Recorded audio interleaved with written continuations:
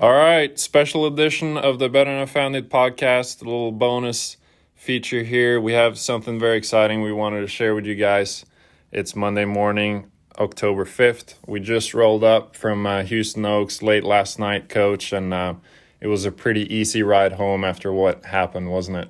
Yes, truly it was, Mikkel. Our guys went down to Houston Oaks and won the Big 12 Matchplay Championship just yesterday afternoon in a hard-fought battle over Oklahoma State. I will say this, a couple of observations. One, we had perfect weather to play in, so it was great. The golf course, maybe the best greens I've ever seen. Yes, I don't incredible. They were unbelievable. But the other thing that stands out to me is, without question, all 5 matches that we won this week were hard fought. I mean, we didn't even think about separating ourselves in any of those matches. That speaks to the strength of our conference. We opened with TCU, and we beat them 4-2, but there were 2 matches, one up and one down matches that came right down to the very end. Yep. So that was close. The University of Oklahoma, I mean, there were 2 or 3 matches that were kind of out of control, but 3 matches were one up. Yep. If those all flip, we lose the match, or one of them flips, we lose. So that was a close match, and they're a great golf team. I mean, they play well just about every week. And then West Virginia, who was seeded, I think, 9th coming in. Correct. I think they were seeded 8th or 9th. Anyway, they were one of the lower seeds coming out of the Colonial event, and we literally had to win on the last putt. Yes. Against West Virginia. So that tells you it doesn't matter where you're seated in this conference. And we were able to get by Iowa State in the semifinal match, the match before the championship, and they were as tough as any team we played all week. And then we played Oklahoma State in the final. I mean, goodness gracious, when does it end? And we didn't even see Texas Tech or Texas, who were in the other pool. Yeah. Or Kansas. Or Kansas, another great team. So I'm honestly thrilled to be a part of a conference where it doesn't matter who you are, how highly ranked you are. I mean, there's every team in the conference could beat you on any given day. And we weren't the highest seed. We were the 5th seeded team coming in. So I guess on paper it was an upset for us to win, but the truth is I think anybody can beat anybody in our conference. So I was really happy with the way we played all week, obviously, and you always feel better when you win. But it was just a great match every time we teed it up this week. Yeah, and especially that final yesterday. Special shout out to the Oklahoma State team and their coaches. They played incredible golf. Neither of us saw Johnny Kiefer and Cooper Dossey's match. They played Rasmus Nergård, Peterson, and Austin Eckroat, so we didn't really watch that. But you were with the group of Trey Bosco and Ryan Greider, and I was with a group of Colin Kober and Brandon Hoff. And Colin Kober played Aman Gupta, and Aman Gupta put on an absolute show. And it came down to the very last hole in that match. Gupta birdies the last 2 to win that match. And Brandon Hoff played Brian Stark, who also got off to a little bit of a rough start, but played some incredible golf. And it came down to the very, very last hole, and it was a little bit anticlimactic way of winning, wasn't it? Well, it was a little bit.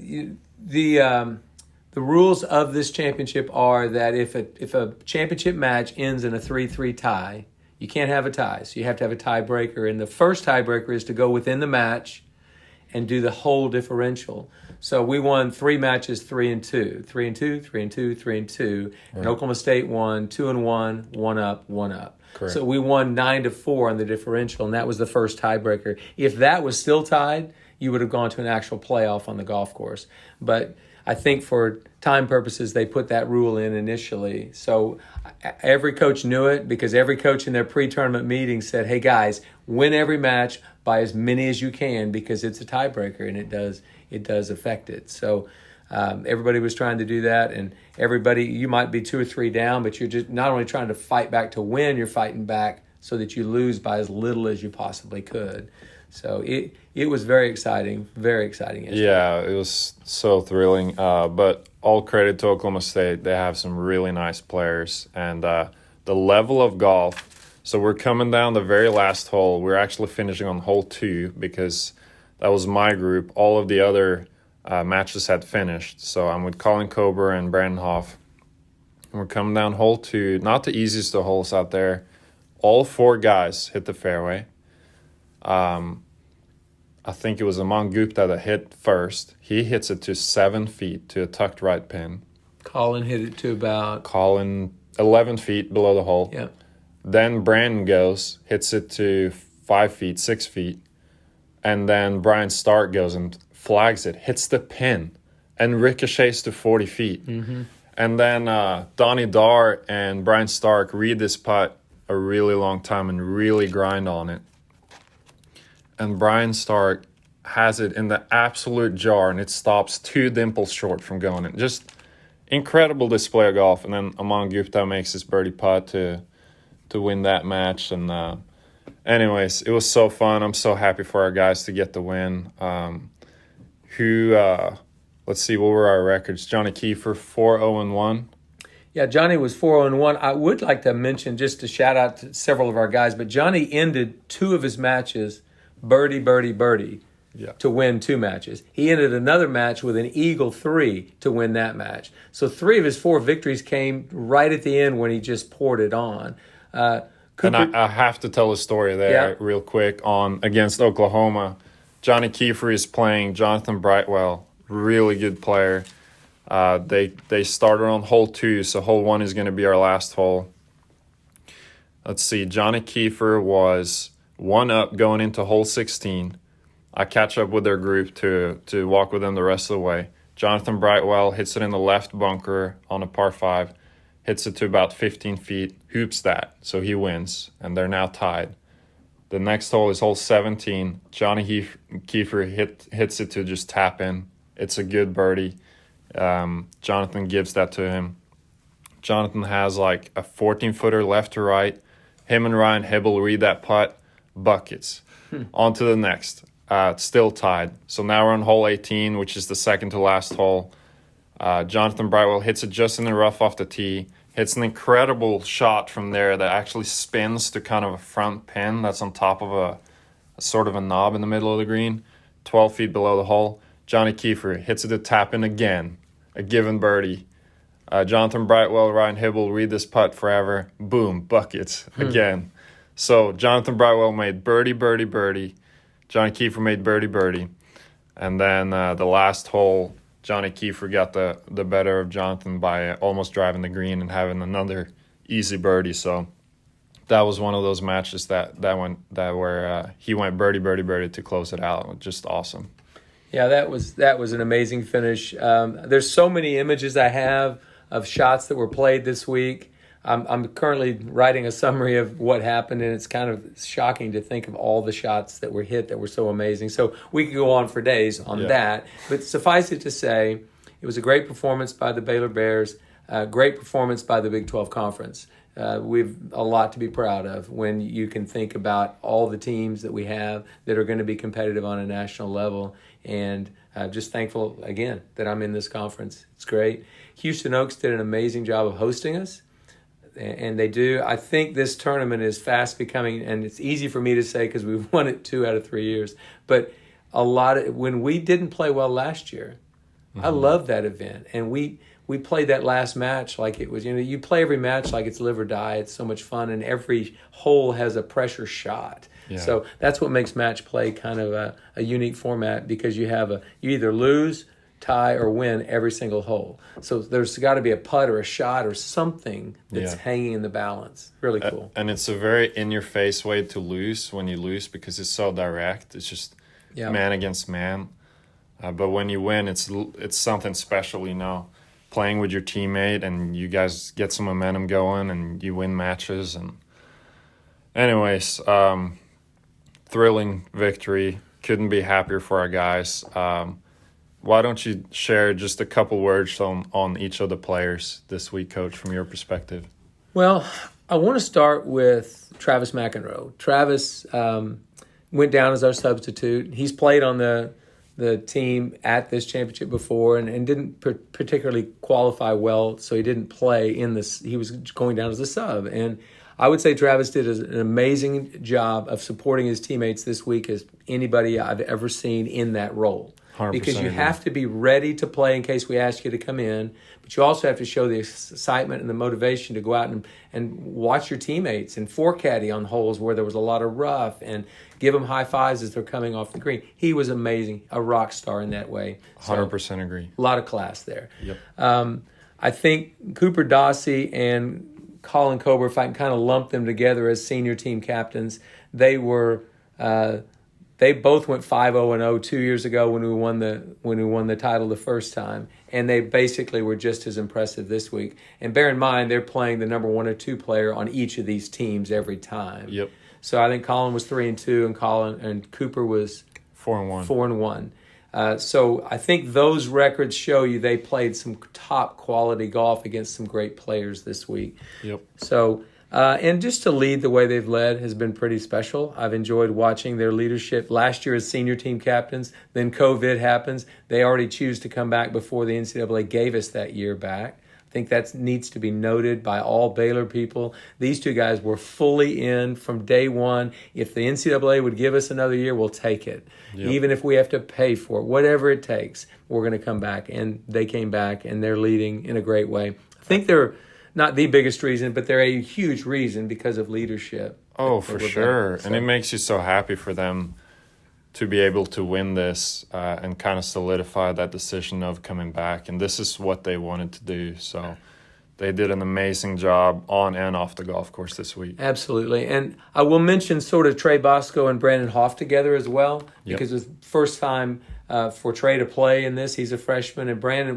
he's kind of trying to work his way into the lineup. He played in this event last year. Yep. But both of them, we don't win that trophy yesterday, probably, if they hadn't done what they did in the Oklahoma match, which was our second match on Saturday morning. No chance.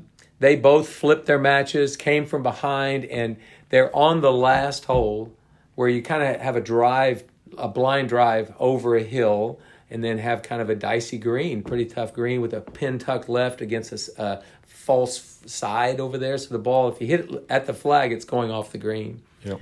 And they both killed drives right down the middle, both hit perfect wedges to 8 feet, and both two-putted to win their match 1-up.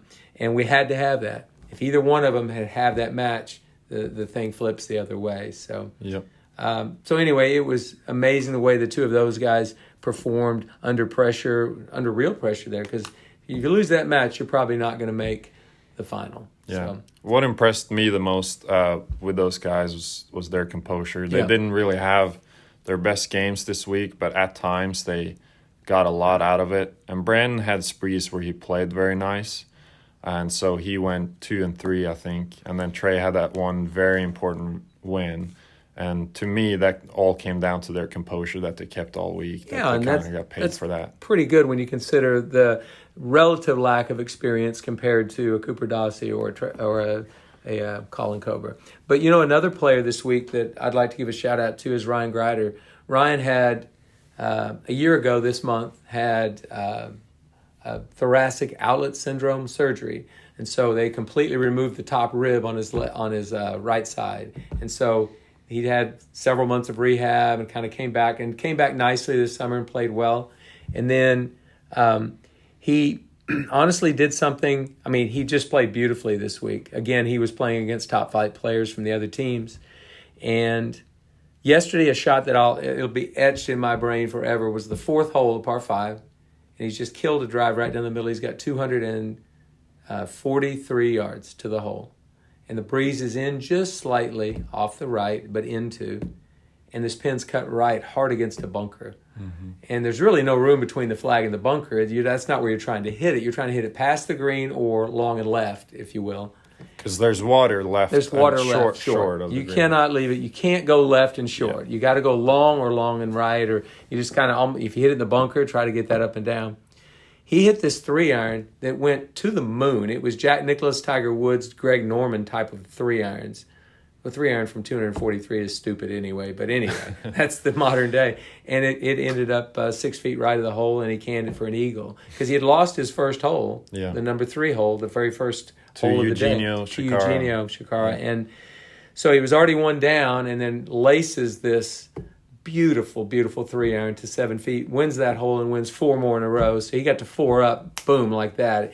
And Eugenio came back nicely, but not good enough. And Ryan ended up winning the match 3-2. Really, really enjoyed watching him. And quite frankly, I think Ryan's composure on the golf course has improved more than any player I've ever seen in just a year. I mean, when you compare it to where he was a couple of years ago, it's pretty amazing. He looked like a star out there yesterday. And then the final player that I want to talk about would be Johnny Kiefer, who had our best record this week, 4-0-1. He tied one match and won his 4 others. As I said, he did some amazing things to get that record. Plays with lots of energy. Is playing some of the best golf he's ever played actually right now. He's just looking really good. And he's kind of a shot in the arm. He's a fun guy to be around. So he's great in a format like this. Whoever's playing with him is loving it. And he always has energy. I love his energy. So that's your Baylor Bears in a nutshell. Yeah. So And sick 'em. Yeah, sick 'em. Well, we wanted to get a little bit of an update out because we're in a euphoric setting here in Waco, bringing home that trophy. We're obviously very proud of our guys and really thankful for the opportunity to compete. Like Coach was saying, Houston Oaks was fantastic. That tournament is so much fun, and there are a ton of good players in the Big 12 this year. But anyways, that's all for us for now. We'll be out with a full episode in a few days, so stay tuned, and thanks for listening.